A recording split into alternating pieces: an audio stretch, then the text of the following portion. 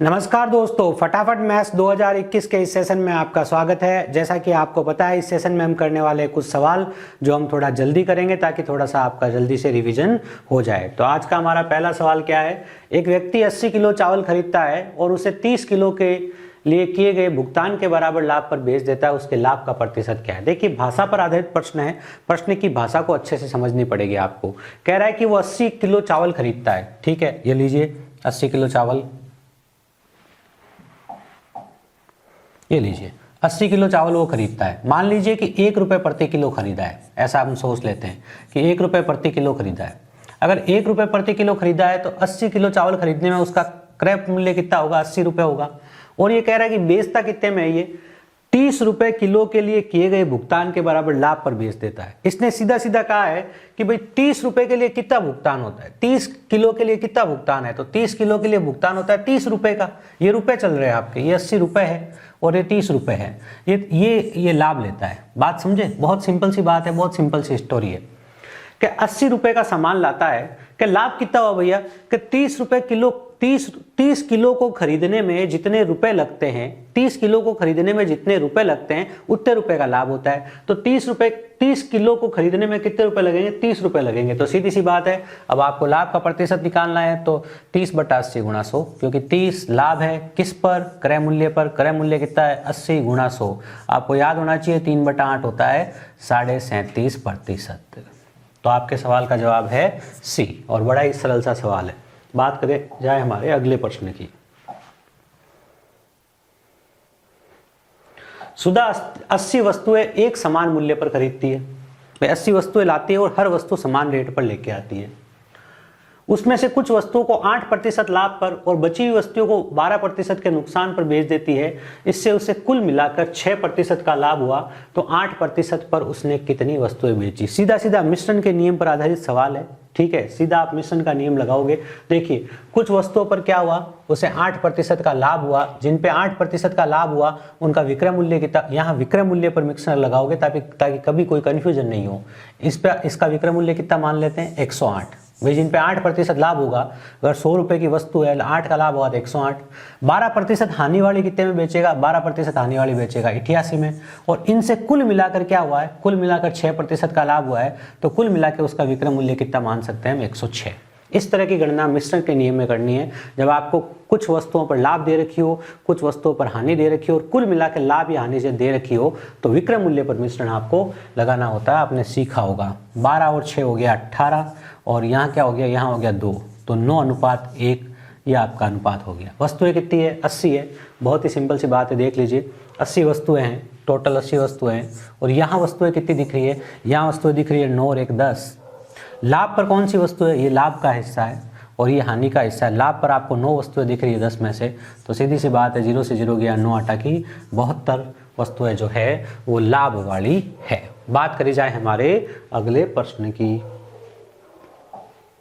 2 वस्तुओं में से प्रत्येक को 962 रुपए में बेचने पर, 2 वस्तुओं में से प्रत्येक को 962 रुपए में बेचा जाता है। ठीक है, उनमें से एक वस्तु पर विक्रेता को 30% का लाभ होता है और दूसरी वस्तु पर उसे 26% की हानि होती है। विक्रेता को कुल मिलाकर कितने प्रतिशत का लाभ या हानि हुआ। ऐसे सवालों में एक बात ध्यान रखनी होती है, हमें प्रतिशत में जवाब पूछा है या हमें रुपए में जवाब पूछा है। फिलहाल हमें जो जवाब पूछा गया है प्रतिशत में पूछा गया है, तो हम प्रतिशत पे काम करेंगे। ये जो आपको विक्रय मूल्य दे रखा है, दोनों वस्तुओं का विक्रय मूल्य समान है, इससे आपको कोई लेना देना नहीं है, क्योंकि उत्तर प्रतिशत पे लाना है। काम कैसे करें, ध्यान से देखिए। 30% लाभ, अगर वस्तु 100 में खरीदी होगी तो कितने में बेची होगी, 130 में बेची होगी। यही होता है 30% लाभ का हिसाब, बिल्कुल। और दूसरी में क्या कह रहा है, 26% की हानि। 26% की हानि के बारे में सोचिए जरा। 26% हानि मतलब अगर 100 रुपए में लाया होगा तो कितने में बेची होगी, 26% की हानि का मतलब हो गया 74 रुपए में बेची होगी। 74, 80, 90, 100, ये है कहानी। अब क्या हो रहा है, देखो ये बात समझ में आ गई। लाभ की स्थिति क्या है, अगर 100 में लाया होगा तो 130 में बेची होगी। और हानि की स्थिति क्या है कि अगर 100 में लाया होगा तो 74 में बेची होगी। अब हमें क्या करना है, हमें दोनों स्थिति में विक्रय मूल्य समान करना है। क्यों, ऊपर देखो दोनों वस्तुओं को बेचने का मूल्य समान है। ये रहा आपका विक्रय मूल्य, इसे समान कर दीजिए। आप जैसे भी इसे समान कर सके, 2 राशियों को आपस में गुणा करके अगर लेस पे की कंडीशन बन जाए तो उस तरीके से। फिलहाल तो ये 13 है, 13 74 से कटने की कोई संभावना नहीं है। इसका मतलब ध्यान से देखिए मैं क्या कर रहा हूँ, मैं इसको तो क्या कर देता हूँ 130 से गुणा कर देता हूँ और इसको मैं 74 से गुणा कर देता हूँ। ये तो कितना आ जाएगा, ध्यान से देखिए, ये कितना आ जाएगा आपका 7400, 74 से गुणा करने पर। इसको करेंगे तो इसको भी तो करना पड़ेगा। और ये कितना आ जाएगा, ध्यान से देखिए, ये आ जाएगा आपका 130,000, ये आ जाएगा आपका 13,000। ये दोनों आपके खरीद मूल्य हो गए। अब विक्रय मूल्य कितना कितना है वो देखिए। अब 74 और 30 को गुणा करना पड़ेगा, कोई ऑप्शन नहीं है। 74 और 30 130 को गुणा करना पड़ेगा, तो 74 और 13 का गुणा कर दीजिए, 0 पीछे यूँ का यूँ लगा देंगे। 13 चौक 52, हासिल का 5, 13 छंग 78, 13 7 91, 91 और 5 हो गया 96, तो 9620, तो 9620, 9620। अब कुल मिला के उसका लाभ या हानि आपको यहाँ से देखना पड़ेगा, तो लाभ और हानि देख लीजिए उनका, ठीक है। उम्मीद करते हैं कोई गुणा में गलती नहीं हो, चेक कर लेते हैं। 13 चौक 52, हासिल का 5, 13 7 91, 5 96, ठीक है। यहाँ हो गया 20,400 रुपये, ये तो हो गए 20,400 रुपये। ये 20,400 रुपये तो हो गई खरीद।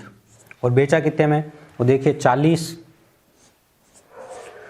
6 दूनी 12, हासिल का 1, 9 दूनी 18 और 1 19, 19,240 रुपये में। तो 19,240 में तो 1,000 रुपये तो सीधा ही हो गया। 19,400 से 20,400 से 1,000 तो सीधा हो गया, और 1,000 और ये हो गया आपका 160, तो 1160 रुपये का नुकसान हो रहा है उसे। कितने के ऊपर, ये आपका खरीद मूल्य आ रहा है दोनों वस्तुओं का, क्योंकि हम तो दोनों वस्तुओं की तो बात कर रहे हैं। कुल मिला के इतने में खरीदा, कुल मिला के इतने में बेचा। कॉन्सेप्ट समझ में आ गए। विक्रय मूल्य को समान कर लेना है इस स्थिति में जब कहे कि विक्रय मूल्य समान में बेचा गया है, ठीक है। और भी कोई कॉन्सेप्ट लग सकता है, उसके बारे में भी बात करी जाएगी, ध्यान से देख लीजिएगा। 1160 बटा 204 00 इंटू 100, ये है आपके सवाल की कहानी। 00 से आपने 00 कट गया। अब आपको इसको इससे काटना है, लेकिन उत्तर पास पास के हैं। पर अच्छा एक बात देखिए ध्यान से, इसमें लॉस हो रहा है ये तो आपको पता चल गया ना। तो प्रॉफिट वाले जो उत्तर है गेन, ये हटा दीजिए। या तो 5 से कटेगा या 6 से कटेगा, बस इतना ही देखना है अपने को। या तो 5.7 उत्तर होगा या 6 उत्तर होगा। तो देख लो 5 से कट रहा है या 6 से कट रहा है। इसको आप अगर 5 से गुणा करते हो तो कितना आ जाएगा, 5 चौके 20 और 2 पंजे 10, 1020। इसको अगर 6 से गुणा करते हो तो क्या आ जाएगा, 6 चौक 24 और 6 दूनी 12। तो देखो 1260, तो 6 से तो कटेगा नहीं, कटेगा किससे, 5 से। तो 5 पॉइंट समथिंग वाला उत्तर होगा। तो 5 पॉइंट समथिंग वाला बी उत्तर है जो कि सही है। ये 6 वाला उत्तर गलत हो गया। ये थे आपकी स्मार्टनेस और ऐसे आपने काम किया। और क्या तरीका हो सकता था, और भी एक तरीका बता देता हूँ, लेकिन समस्या ये होती है वो सब जगह उस तरह की गणना नहीं हो पाती है। ये जो हम कर रहे हैं इसमें हमेशा ऐसी गणना हो जाएगी, चाहे आंकड़ा कुछ भी हो। आप उस 962 पे भी काम कर सकते थे।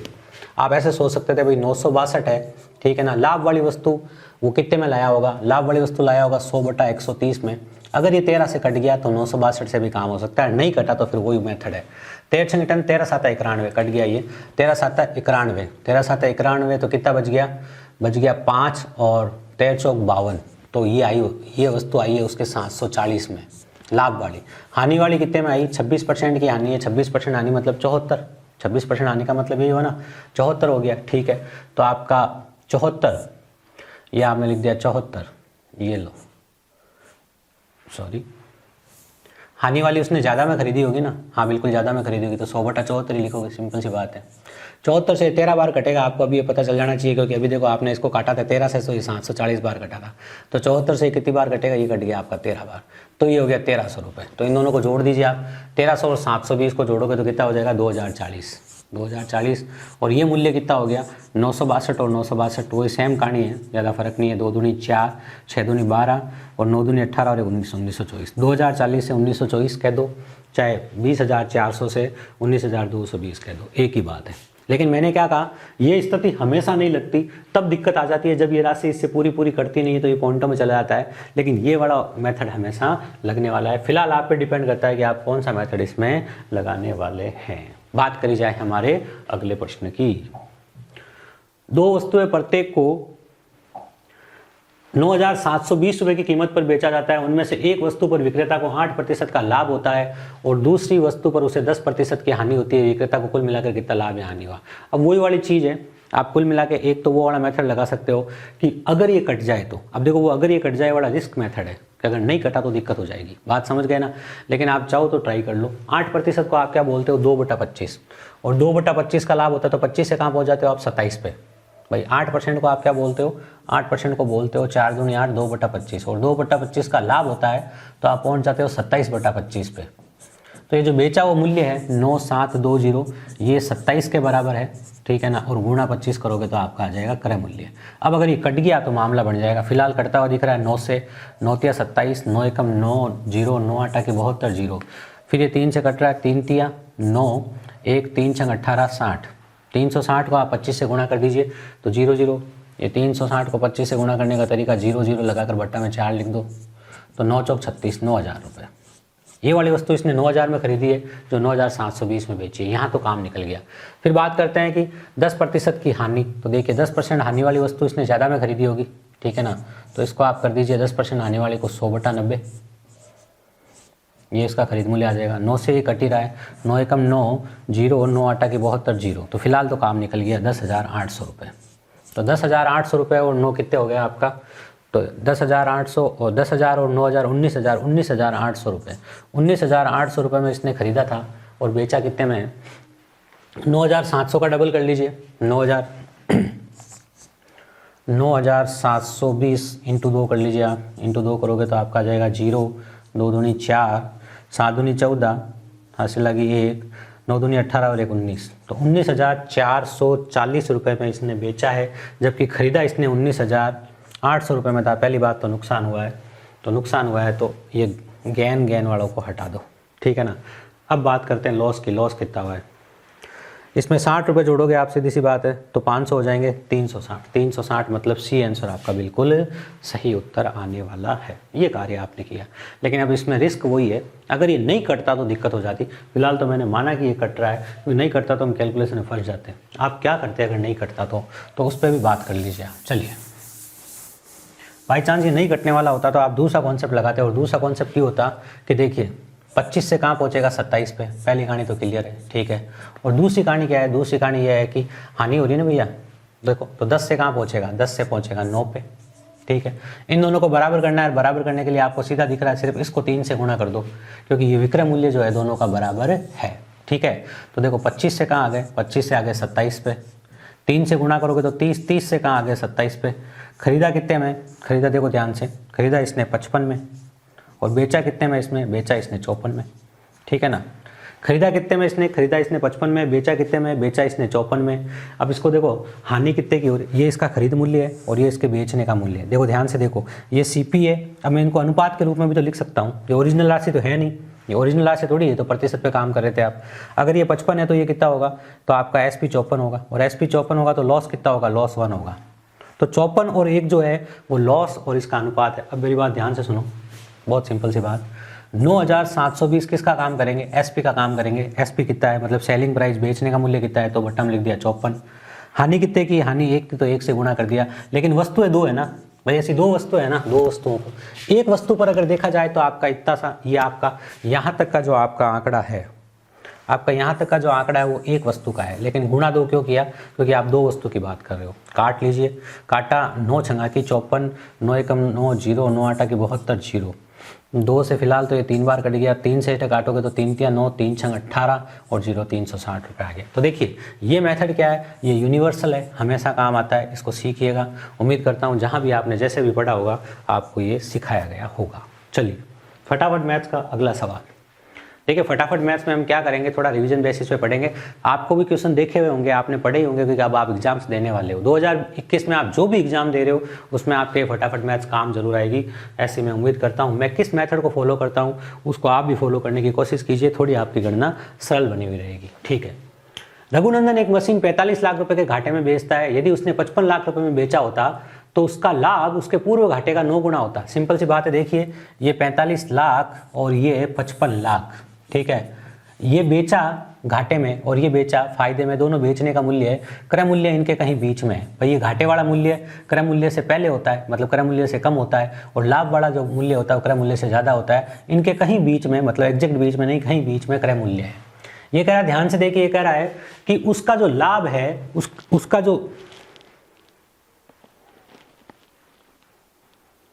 उसका जो लाभ है वो क्या है, क्रय मूल्य का 9 गुना है। तो देखिए लाभ सॉरी लाभ जो है घाटे का 9 गुना है, तो अगर घाटा 1 है तो लाभ कितना होगा, लाभ 9 होगा। 1 और 9 ये बीच के धन का अनुपात हो गया। बीच में धन कितना है, बीच में धन है 10, कुल मिला के कितना होगा 10। उसमें से अगर यहाँ 1 से गुणा कर दूं तो कितना आ जाएगा, 10 ही आ जाएगा। इसका मतलब सॉरी 10/10 1 आ जाएगा ना, ये तो 10/10 1 आ जाएगा। 1 मतलब बात समझे आप। अगर आपको क्रय मूल्य ज्ञात करना है, इस 45 के अंदर आप ये 1 जोड़ दो, 1 1 के बराबर ही है, तो 45 और 1 क्या हो गया 46, तो 46 लाख आपका क्या हो गया क्रय मूल्य। 5 सेकंड का ही सवाल था। वर्बली भी कर सकते थे आप। 1 और 9 का अनुपात 10 है और 10 का अंतर भी 10 का है, 10 10 के ही बराबर है, तो 1 1 के बराबर होगा, तो 45 और 1 46 क्या होगा आपका क्रय मूल्य होगा। बात करी जाए हमारे अगले सवाल की। 64 सेवों को बेचने पर 60 रुपए 64 सेवों को 60 रुपए में बेचने पर एक व्यक्ति को 25% का लाभ होता है, ठीक है।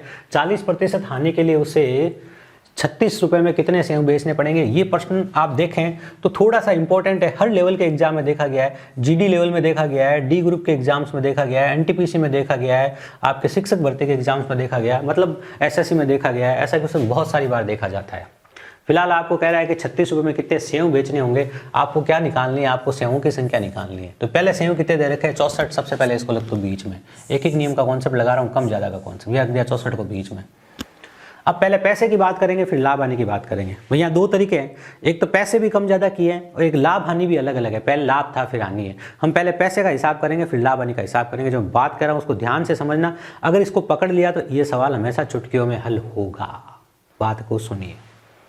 बात ये भैया 64 सेवों को 60 रुपए में बेचने पर 64 बीच में क्यों लिखा, क्योंकि उसे सेवों की संख्या ज्ञात करनी थी। अगर उसे रुपए ज्ञात करना होता तो यहाँ रुपए लिखता, सेवों की संख्या ज्ञात करनी है इसलिए पुरानी सेवों की संख्या रख दी। पहले पैसे का हिसाब करते हैं। ये 64 बेचता था ये 60 रुपए में और अब बेचनी है इसे 36 रुपए की सेव। लाभ हानि का हिसाब बाद में करेंगे, पहले आप पैसे का हिसाब। 64 बेचता था 60 रुपए में, अब बेचनी है 36 रुपए की, तो इस 60 और 64 इसको लिखा जाएगा, इस 60 को और इस 36 को लिखा जाएगा। अब ये बताओ ऊपर किसे लिखा जाएगा। भाई 60 रुपए में 64 बेचता था और 36 रुपए में कम ही बेचेगा ना। भाई 60 रुपए में कितनी बेचता था, सॉरी हाँ 60 रुपए में 64 बेचता था, 36 रुपए में कम ही बेचेगा। तो इससे सबसे पहला पैसे के हिसाब के लिए इसके लिए कम करना पड़ेगा। तो कम करना है तो देखो 36 को ऊपर रखता हूँ और 60 को नीचे। क्यों, क्योंकि सवाल कह रहा है कम करो। यहाँ पे हमने कम कर दिया क्योंकि कम रुपए में बेच रहा है तो सेव भी कम बेचेगा। भाई 60 रुपए की बेचता था अब 36 रुपए की बेचता है, पहला हिसाब हो गया। अब दूसरा हिसाब लाभ हानि का। पहले इसे लाभ था अब इसे हानि हो रही है। अब मुझे बताओ आप दुकानदार हो, आपको हानि कब होती है, जब आप लाई गई वस्तु से ज्यादा वस्तु बेच देते हो तब, या जब कम वस्तु बेचते हो तब आपको हानि। देखो पहले लाभ हो रहा था और अब हो रही है हानि। आपको हानि तब होती है जब आप ज्यादा वस्तु बेच देते हो। अरे भाई लाभ हो रहा था, लाभ कब होगा, आप कुछ चीजें लाए उसमें से कुछ रख ली और बाकी बेच दी, हो गया लाभ। आप कुछ चीजें लाए और सामने आ गया सुंदर ग्राहक, आपने कुछ चीजें घर से मिला के बेच दी तो होगी हानि, सीधी सी बात है। तो इसमें देखो क्या है, ये वाला आंकड़ा ज्यादा का है, ये कम का था, ये वाला आंकड़ा ज्यादा का है, इतना समझना आपको, ठीक है ना। क्यों, लाभ के टाइम कम सेव बेचता, हानि के टाइम ज्यादा सेव बेचेगा। ज्यादा लाना है, लाना आंकड़ा क्या है यूज में करूं। देखो एक तो है 25% लाभ, 25% लाभ को लिखते हैं 125, 25% लाभ को क्या लिखते हैं 125, और एक है 40% हानि और 40% हानि को क्या लिखते हैं 60। बात समझ में आ गई होगी। अब देखो ये ज्यादा का आंकड़ा है, क्यों, क्योंकि पहले ये इसको लाभ हो रहा था तो कम सेव बेचता था और हानि हो रही है मतलब ज्यादा सेव बेच रहा, तो ये ज्यादा का आंकड़ा है, ये कम का आंकड़ा था क्योंकि यहाँ रुपए पहले ज्यादा थे अब यहाँ रुपए कम है, ये कम का आंकड़ा, ये ज्यादा का आंकड़ा। बस इतना सोचना है। और भी कई तरीके हैं, मौका मिला जीवन में तो सिखाने के प्रयास भी करेंगे। फिलहाल ये ज्यादा का आंकड़ा है तो लोग ज्यादा का आंकड़ा हो गया। 6 36 है आपका, 6 36 कट गया, पीछे बच गया 100। देखो अगर मैं इसको 5 × 25 लिख लूँ, 5 × 25 इसको लिख लूँ और 16 चौक 64 इसको लिख लूँ मैं, तो क्या हो जाएगा 4 × 25 कितना होता है 100, तो 100 से 100 कट गया, पीछे बच गया 16 और 5, तो 16 5 कितना हो गया 80। तो कितने सेव बेचने चाहिए, 80 सेव उसे बेचने चाहिए। देखो सेव ज़्यादा बेच रहे हैं पहले से, लेकिन हमने हमारे सवाल के आंकड़ों के हिसाब से पकड़ा। पैसे का आंकड़ा कह रहा था भैया सेव कम बेच तो हम कम बिकवाई, लाभ हानि का आंकड़ा कह रहा था भैया ज़्यादा सेव बेच तो हमने ज़्यादा बिकवाई, और कुल मिलाकर रिजल्ट ये आया कि 80 सेव बंदा वापस बेच रहा है। बात करी जाए अगले सवाल की। एक व्यक्ति ने एक मेज 2700 रुपये में खरीदी और उसे 10% की हानि होती है, तो मेज को किस कीमत पर बेचा जाए, उसे 33 से 1/3% का लाभ। बहुत बड़ा ही सरल सवाल है, तो बहुत ही ज़्यादा बेसिक सवाल आ गया। इतना बेसिक सवाल हम लेते नहीं फटाफट गणित में, लेकिन आ गया। 10% की हानि, 10% की हानि मतलब 9/10, तो ये हो गया 10/9 क्योंकि क्रय मूल्य ज़्यादा होगा, ठीक है। ये आ गया आप क्रय मूल्य पे। अब 33% का लाभ, 33% का लाभ मतलब 4/3, ये आ गया आप नए विक्रय मूल्य पे, ठीक है ना। 9 तिया 27, 27 से 27 कट गया, 4000, 4000 आपके सवाल का जवाब आ चुका है। बात करी जाए हमारे अगले प्रश्न की। एक व्यक्ति 1 रुपए में 9 कलम खरीदता है, 50% का लाभ प्राप्त करने के लिए 1 रुपए में कितनी कलम बेचनी चाहिए? कलम पूछिए ना भैया, तो पहले कलम कितनी है, पहले कलम लिख दी 9। अब क्या चाहिए भैया, अब लाभ चाहिए। कितना लाभ चाहिए? 50%। 50% लाभ का मतलब क्या हुआ? 100 से कहाँ जाओगे आप? 100 से जाओगे 150 पे, या फिर आप ऐसे लिख सकते हो 2 से 3 पे। कैसे? 50% होता है 1/2, 1/2 मतलब 2 से कहाँ पहुंच गए? 3 पे। तो चाहे तो 2 और 3 पे काम कर लो, चाहे 100 और 150 पे काम कर लो। लाभ चाहिए तो कलम कम बेचूं कि ज्यादा बेचूं? आप 9 कलम खरीद के लाए हो, अब मैंने कहा लाभ लो, लाभ, तो 9 से ज्यादा कलम बेचोगे या 9 से कम कलम बेचोगे? 9 से कम कलम बेचोगे। किसको काम में लेना है? या तो आप 100 और 150 को काम में ले लो, या 2 और 3 को काम में ले लो, लेकिन कम उत्तर लाओ। कम लाने के लिए आप ऊपर कम लिखोगे और नीचे ज्यादा लिखोगे। ऊपर कम जब लिखते हैं, ऊपर कम तो आता है ऊपर कम। जो लोग मेरे से पढ़ चुके हैं कभी भी, उनको याद होगा ये कम ज्यादा का कॉन्सेप्ट मैं पहले ही सिखा देता हूँ, क्योंकि एक एक नियम का ही ये कॉन्सेप्ट है, और एक एक नियम के कॉन्सेप्ट से आप बड़े सवाल सरलता से हल करते हैं अगर थोड़ी सी प्रैक्टिस हो तो। 3 एकम 3, 3 तिया 9, 3 दूनी 6, तो 6 आपके सवाल का जवाब है। बात करी जाए हमारे अगले प्रश्न की। एक दूध वाला 25 रुपए प्रति लीटर की दर से दूध खरीदता है और उसमें 1/4 पानी मिला देता है और इस मिश्रण को 26 रुपए प्रति लीटर की दर से बेचता है। उसका लाभ का प्रतिशत बताओ। बड़ा सिंपल सा सवाल है, ठीक है। इसमें आपको कुछ ज़्यादा काम करना पड़ेगा, ठीक है। क्या करें? दूध की मात्रा आपको डिसाइड करनी है। आप ऐसी मात्रा डिसाइड करो। ऐसा देखो 25, आप 1 किलो पे भी काम कर सकते हो, लेकिन मैं काम करना चाहता हूँ 4 किलो पे। आप कहोगे सर क्यों 4 किलो पे काम करना चाहते हो? वो देखो, क्योंकि 1/4 करने में आसान होता है ना। 4 किलो का 1/4 1 किलो हो जाता है। तो मैं मानता हूं कि वो 4 किलो दूध लाया होगा। कितना किलो दूध लाया होगा? 4 किलो। उसका भाव कितना है? उसका भाव है, आप कितना भी दूध ले सकते हो, क्योंकि इसने तो कोई मात्रा दी नहीं ना। इसने तो कहा 1/4, 1/4 किलो नहीं है। 1/4 का मतलब 25% पानी मिलाता है। 4 किलो लाया वो अगर 25 रुपए के हिसाब से, तो 25 चौके 100 रुपए उसका क्रय मूल्य हो गया। उसके सामान का क्रय मूल्य कितना हो गया? 100 रुपए। अब देखिए ध्यान से, उसने 1/4 पानी मिलाया। 4 किलो का 1/4 होता है 1 किलो, मतलब उसका सामान हो गया 5 किलो। और 5 किलो सामान को वो 26 रुपए की रेट से बेच रहा है। 26 पंजे 130 रुपए ले रहा है। 100 रुपए के सामान के 130 रुपए ले रहा है, तो 30% का प्योर लाभ है। ना ही कोई टेंशन की बात है। बड़ा ही सरल सा, आप सरल सोचिए, सरल लगेगा। अब कोई क्या नहीं समझ तो 1 किलो से ही करूंगा। 1 किलो से कर लो भैया, लो। 1 किलो चीज़ कितने में लाए आप? 1 किलो चीज़ देखो, यहाँ पर भी देखो दिमाग लगाएंगे, लाभ प्रतिशत है। 1 किलो चीज़ लाए आप 25 में, ठीक है। अब 1 किलो चीज़ कितनी हो गई? पाव पानी मिला दिया इसमें, 1.25 किलो हो गई, 5/4 हो गई। 5/4 को आप 26 रुपए के भाव से बेचोगे तो आपके पास कितने रुपए आएंगे? ध्यान से देखो, ये 2 बार कटा है, 13 बार कटा, पूरा नहीं कटा, कोई बात नहीं। 13/65/2 में बेचोगे। आपका क्रय मूल्य क्या है? आपका क्रय मूल्य है 25 और विक्रय मूल्य क्या है? 65/2। इनका अनुपात तो लिख ही सकते हो ना, ऐसा तो मान ही सकते हो ना। इनका अनुपात क्या हो गया? 50:65। कितना हो गया? 50:65। इसको डबल कर लो जरा, 50 का डबल करोगे कितना होगा? 100, और 65 का डबल करोगे कितना हो जाएगा? 130। 100 से 130 मतलब 30% का लाभ। ऐसे भी आप सोच सकते हो, तरीका आपका है, ज्ञान हम देंगे, उपयोग आपको करना है। उम्मीद करते हैं कि ऐसा उपयोग करोगे मजा आ जाए। देखो इस बार क्या मजेदार मेथड बता दें, क्या मजेदार सवाल आपके सामने। पहुंच करके एक बार ट्राई कीजिए। कितने सेकंड लगते हैं आपको? देखिए सेकंड कितने सेकंड, 5, 10, 15, 20 कितने सेकंड लगते हैं आपको, वो देखना है आपको। चलिए बात कीजिए। 60 वस्तुओं का क्रय मूल्य x वस्तुओं के विक्रय मूल्य के बराबर है। अरे भैया 60 वस्तुएं खरीद के लाया बंदा और x वस्तुएं विक्रय मूल्य बेचा, तो उससे 20% का 20% का लाभ हो गया। अरे लाभ कितना दे रखा है? लाभ 20% दे रखा है। 20% होता क्या है? 20% होता है भैया 1/5, और 1/5 का लाभ होता है तो कहाँ पहुंच जाते हो आप? 6/5 पे पहुंच जाते हो। मतलब देखो ध्यान से, अगर लाभ की बात करें, उसका क्रय मूल्य क्या रहा होगा? उसका क्रय मूल्य रहा होगा 5, ध्यान से सुनना। और उसका विक्रय मूल्य क्या रहा होगा? उसका विक्रय मूल्य रहा होगा 6। अगर ये रुपए का अनुपात है तो वस्तुओं का अनुपात हमेशा इससे उल्टा होता है, आपको पता होना चाहिए। रुपए का अनुपात वस्तुओं के अनुपात से उल्टा होता है। अब इतना मैंने आपको समझाने के लिए लिखा है, इतना कोई लिखने की जरूरत नहीं है। 20% 1/5 पहुंच गए 6/5 पे। 5 और 6 क्रय मूल्य और विक्रय मूल्य का अनुपात है। क्रय मूल्य कम होगा क्योंकि लाभ हो रहा है। 5 और 6 क्रय मूल्य का अनुपात है, तो वस्तुओं का अनुपात कितना होगा? वस्तुओं का अनुपात होगा 6 और 5, इसका उल्टा।